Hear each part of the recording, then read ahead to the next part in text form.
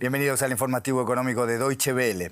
Miles de trabajadores de la industria automotriz estadounidense se han declarado en huelga en las tres mayores fábricas de vehículos del país.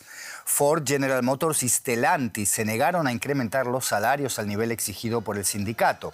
Esto a pesar de que las ganancias de las automotrices casi se han duplicado en la última década. La paralización de la producción estadounidense preocupa además a las ensambladoras mexicanas que proveen y se abastecen de su vecino del norte.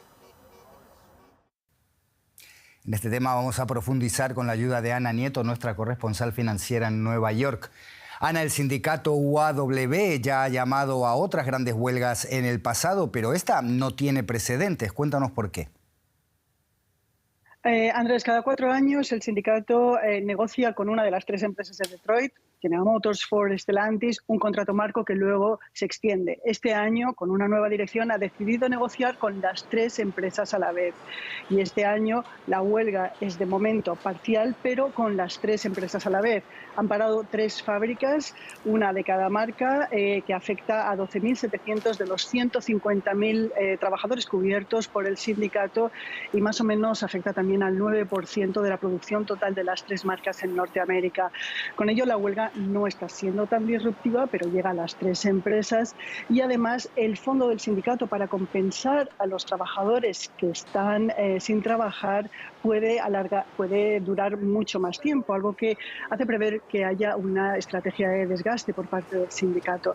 Desde México se mira con inquietud y con inventarios preparados a toda esta situación. Las fábricas de México compran y venden componentes en el sur de Estados Unidos. La huelga no ha llegado ahí, pero si llegara, sí que podría haber un cierre que afecte a México por falta de mercado de piezas. Sigue siendo una incertidumbre para una industria clave que ha disparado las exportaciones de México hasta el punto de que ahora mismo este país es el primer exportador a Estados Unidos por delante de China. Ana, la importancia de esta situación queda en evidencia con la intervención directa de la Casa Blanca en este conflicto sindical. Cuéntanos cómo están las posiciones entre patronal y sindicatos. ¿Están muy alejadas? Mucho. El sindicato pide aumentos de salarios del 40% en 4 años, actualizaciones de la inflación, mejoras de pensiones, una semana laboral de 32 horas y que la producción del coche eléctrico se haga dentro de las fábricas que ya están abiertas con mano de obra que pertenezcan al sindicato. Las empresas están muy lejos de ofrecer esto y, de hecho, el presidente de Ford ha dicho que de haberlo ofrecido hace 4 años, ahora mismo esta empresa estaría en quiebra. Lo cierto es que las empresas han ganado un $250 billion con B desde el año 2013 hasta el año 2022 y solamente en 2023 ya han ganado $21.000 millones, lo que ha permitido que estas compensaciones del 40% sí que lleguen a las cúpulas de las empresas.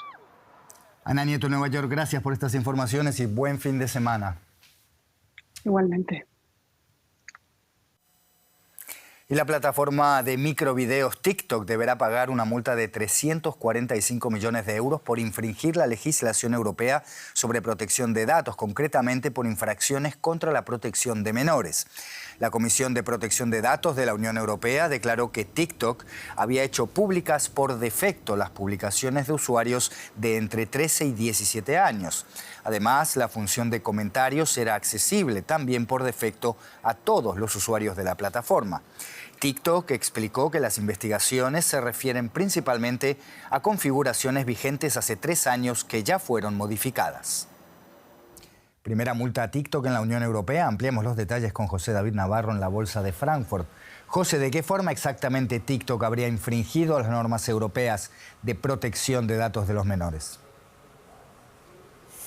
Hola Andrés, ¿qué tal? Bueno, como tú adelantabas, TikTok ha hecho en estos últimos años algunas mejoras, pero en ese tiempo que ha sido investigado por las autoridades europeas, julio a diciembre del 2020, los menores de entre 13 y 17 años que abrían una cuenta en esta plataforma que es súper popular entre los adolescentes, por defecto tenían su cuenta abierta, es decir, cualquiera de los millones de usuarios que hay en esa red, menores o adultos podían ver sus fotos y sus vídeos o mandarles comentarios. Otro de los puntos a los que alude esa multa aplicada hoy a TikTok es que hay un servicio especial en el que los padres pueden monitorizar la actividad de los menores, pero Andrés, lo que dicen las autoridades europeas es que esa filiación, ese proceso de autorizar a un adulto no era lo suficientemente seguro. Desde los últimos años, como les decía, ha habido algunas mejoras. Por ejemplo, ahora por defecto las cuentas de menores de 17 años están privadas, pero atención porque las autoridades europeas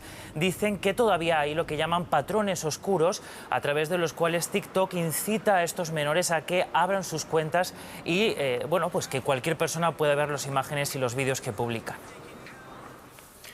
José, es la primera multa contra TikTok aquí en la Unión Europea. ¿Cómo ha reaccionado la compañía? ¿Qué medidas piensa tomar al respecto? Bueno, TikTok está en desacuerdo sobre todo, Andrés, con la cuantía, esos 345 millones de euros y, como decíamos, apunta a que la investigación incluso comenzó cuando ya se habían hecho algunas mejoras. La plataforma de origen chino es súper popular aquí en Europa, unos 134 millones de usuarios, especialmente popular entre los adolescentes porque es una aplicación que es un poco adictiva, ¿no? Porque recomienda constantemente vídeos sobre búsquedas que ya hemos hecho, es decir, vídeos que ya nos gustan. Para evitar más problemas con las autoridades europeas, TikTok ha abierto un centro de registro de datos, de procesamiento de los datos en Irlanda, pero Andrés, no se descarta que pueda pronto llegar una multa también en este sentido por el manejo que se hace de los datos. De hecho, aquí en Europa, por ejemplo, los parlamentarios europeos no pueden instalar TikTok en sus dispositivos móviles. José David Navarro en la Bolsa de Frankfurt, gracias y buen fin de semana. La Unión Europea también levantó las restricciones a la importación de grano ucraniano que estaba en vigor desde el mes de mayo pasado. Pero no todos los países del bloque europeo están de acuerdo con esta decisión de Bruselas. Polonia y Hungría, por ejemplo, ya anunciaron su intención de mantener estas restricciones con el objetivo de proteger a sus agricultores de la competencia del grano ucraniano más económico. Desde la invasión rusa, Ucrania no puede exportar por mar sus cereales y la ruta terrestre obliga a atravesar Polonia y otros países europeos antes de alcanzar su destino final.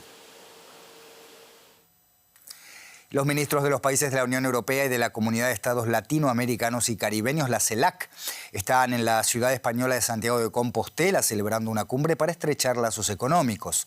Las reuniones de trabajo que se celebrarán hasta este sábado se centrarán en torno a un tema común, una economía global, verde y digital. Al bloque europeo le interesa obtener litio e hidrógeno verde de la región a cambio de inversiones en proyectos de energías renovables.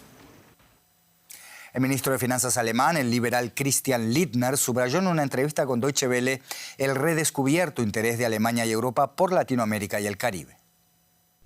Creo firmemente en el multilateralismo y en que una globalización basada en reglas y justa puede ser una bendición.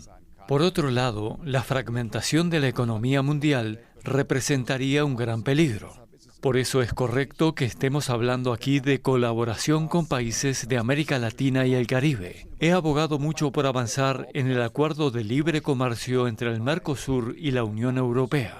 Esto acercaría a dos regiones del mundo que pueden beneficiarse económicamente una de la otra. Además, no basta con hablar sobre diversificación y reducción de riesgos en relación con China.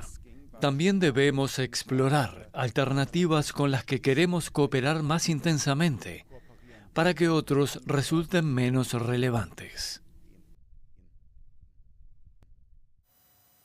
El Banco Central de Rusia anunció un nuevo aumento de las tasas de interés del 12 al 13%. Es la tercera alza consecutiva en menos de 2 meses para hacer frente a la inflación y a la caída del rublo. Desde hace varias semanas, la caída del rublo estuvo inexorablemente acompañada de un regreso de la inflación que llegó al 5,15% en agosto, y esto se sumó al creciente costo del conflicto ucraniano. Todo esto haciendo temer a muchos rusos por su nivel de vida. Ahora mismo repasamos otras noticias económicas de esta jornada.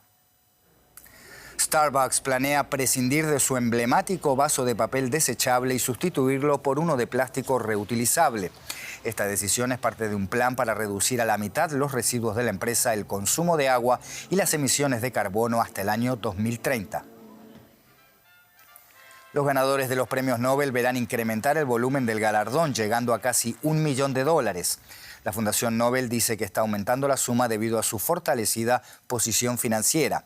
Pero como la corona sueca ha perdido cerca del 30% de su valor en comparación con el euro durante la pasada década, los ganadores que no sean suecos no se sentirán mucho más ricos. El devastador terremoto de Marruecos no solo ha causado un enorme sufrimiento en la población, con miles de muertos y un número aún mayor de heridos. Los expertos también temen que el sector turístico, de vital importancia para la economía de este país africano, colapse y tarde mucho tiempo en recuperarse. En la región más afectada por el seísmo, las infraestructuras quedaron destruidas y los medios de subsistencia en peligro. Manzanas de cosecha propia. Para muchos vecinos de la pequeña Nugal, en la provincia marroquí de Al Haus, esta fruta representa una importante fuente de ingresos. El terremoto, sin embargo, ha devastado todo. Las casas del pueblo se derrumbaron y muy probablemente este año la cosecha de manzanas no dé ganancias. La agricultura se vio afectada por el terremoto. Trabajamos mucho para ganar un poco de dinero cultivando manzanos para ayudar a nuestras familias. Y por culpa del terremoto se cayeron todas las manzanas. El mayor reto es reconstruir las casas y proveer víveres para los habitantes de las zonas rurales de Marruecos. El sector de la irrigación es el más afectado por el terremoto. Se destruyeron casi todas las tuberías. Además, nuestra cosecha de manzanas y nueces se arruinó. Nunca vivimos un terremoto tan devastador. Por suerte, los rescatistas están llegando a las zonas más remotas y empieza a llegar la ayuda en forma de alimentos y tiendas de campaña. Gracias por seguir confiando en Deutsche Welle. Nos vemos la próxima.